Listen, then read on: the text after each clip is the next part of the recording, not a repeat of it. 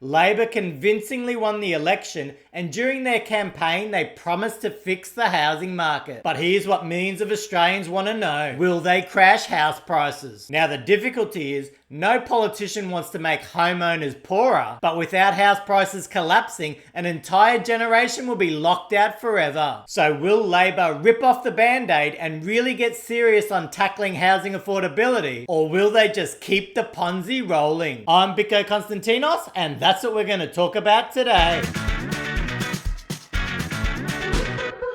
I was hiking in the bush the other day and I came across an old suitcase with 3 baby foxes in it. I immediately called the RSPCA and they asked me if the baby foxes were moving. I said I'm not sure, but that would explain the suitcase. Now if you'd like to hear some more unfunny jokes like that one from a try-hard Greek Adonis, please like this video and subscribe to my channel if you haven't already. Big things are happening in Australia and across the world, and I'll keep you updated on the big financial stuff that affects your life. Now let's consider if Labor's re-election will tank house prices. Now to try to understand where house prices might go from here, the first thing to consider is the Labor Party's goal for house prices. And to do that, we're going to check out an interview that the current housing minister had on Triple J. What is the goal here in terms of these policies? Is it to bring down house prices? Is that what the government wants to do? We want to bring house price growth into something sustainable. So we're not trying to bring down house prices. Okay, so the government doesn't want to bring down house prices. That would mean that they either want house prices to rise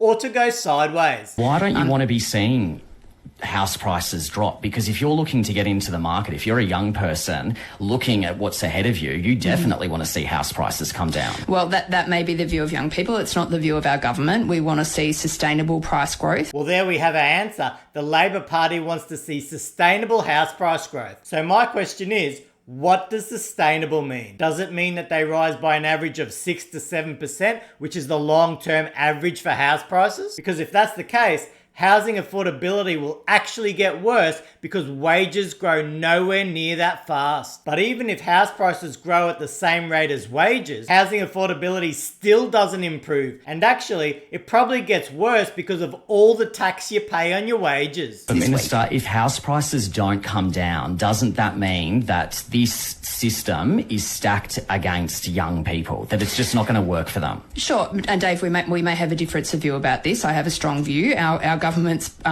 policies are not going to reduce house prices. We want house prices to grow sustainably. So the government has clearly articulated that their current policies are purposely designed to make sure that house prices rise. This means their policies create sufficient demand that outweighs any selling pressure that might come into the market. But it also seems to indicate that the government is happier to support property owners rather than support non-property owners and young people trying to get into the market. So based off that interview, it doesn't really look like Labor wants to improve housing affordability. But will that change now they've been re-elected so convincingly? I mean, just a few years back when Bill Shorten was the leader of the Labor Party, this is what the current Prime Minister Anthony Albanese had to say on housing. The real estate industry is this morning saying that they're going to come out really hard against your negative gearing. They're rallying the troops. It's going to be an anti-mining tax style attack. It will be effective and it will be well funded. How are you going to counter it?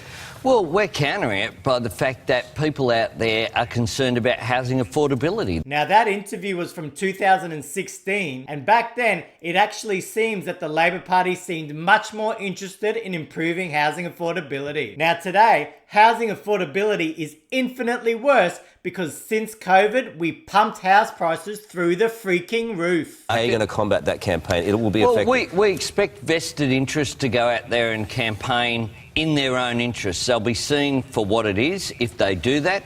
The fact is that our policy out there dealing with the issue of housing affordability is critical, and I find that it's been particularly well received in my electorate, where people in Sydney know that house prices are freezing people out of the market, and that if someone goes to an auction, they don't want to be competing with investors. They actually want to own their own home. So what happened to this Anthony Albanese? Did he actually succumb to those vested interests and give up completely on trying to improve housing affordability? Or now that he's won a second term, will he grow in confidence and try to implement real change? I'm going to go through some reasons why house prices won't crash, and then I'll consider the circumstances that could actually lead to massive house price falls. Firstly, we've got immigration, and the Labor Party seems to like having very high numbers. Whether it's permanent migration or temporary migration, ever since the borders reopened, the numbers have been massive. Now, Labor have said that they do want immigration levels to reduce, but there's no way to know if this will become a reality because immigration levels over the past few years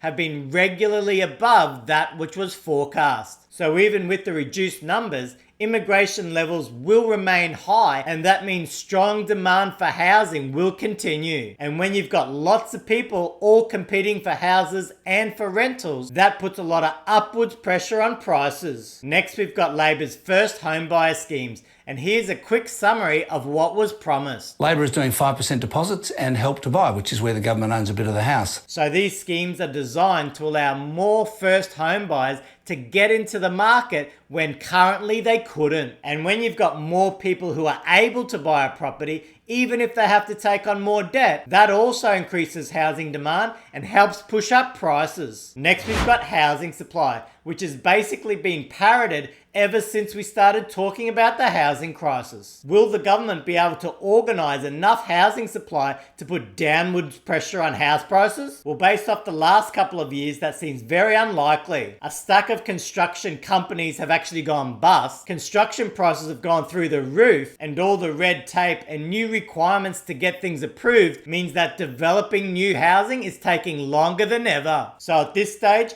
the promise of massive housing supply seems like an absolute pipe dream. But even worse, they may focus on building high-density, tiny shoebox apartments, and that just means a terrible quality of life for the millions of Australians who will only be able to afford one of those dog boxes. Alright, so based off recent history, Labor will keep putting upwards pressure on house prices, which means they'll most likely keep rising. But here's the scenario that could see house prices fall or even crash. Firstly, if Labor starts prioritising non-homeowners over property owners, we could see a massive impact to house prices. Now, Melbourne is the perfect example. Their state government has made it more and more expensive to be a landlord, which means less and less people have been buying investment properties in Melbourne, and more people are becoming homeowners. Now, when you reduce a lot of that investment demand from a property market, that means you've got a lot less people competing for each property, and that puts downwards pressure on prices. And in Melbourne's case,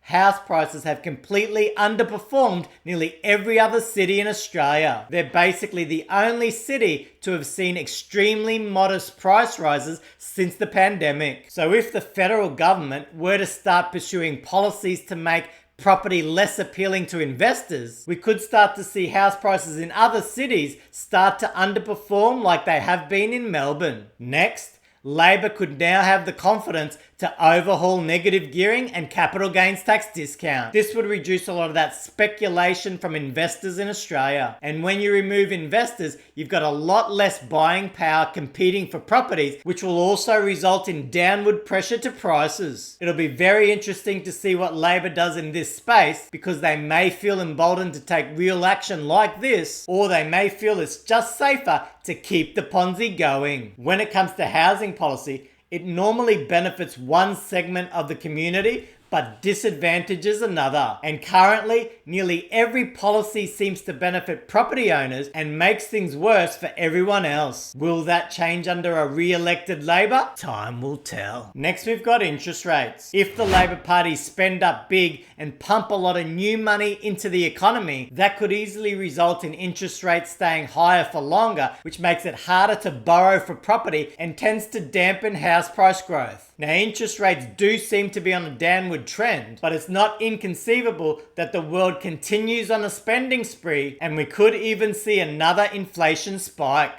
And lastly, and potentially most importantly, the thing that could really crash house prices in Australia would be a recession that leads to rising unemployment. So this could be a homegrown recession, or a global type recession that impacts Australia, but because we're a nation with so much debt to property, if our unemployment levels were to spike sharply, we'd have a massive amount of people who couldn't afford to repay their loans. And if you had many people forced to sell their property at the same time, house prices could really tumble and the entire Australian housing Ponzi could actually collapse. So do I think Labor's election win will result in a housing crash? Absolutely not. And that's because they've purposely designed their policies to ensure that house prices rise. However, I do believe they might start looking at Melbourne's example and start making life harder for property investors. And it's even possible they may try and overhaul negative gearing and capital gains tax discount. So if Labor genuinely tries to improve housing affordability, there is the potential for house prices to stay flat or even decline over the next few years. I'm Biko Konstantinos.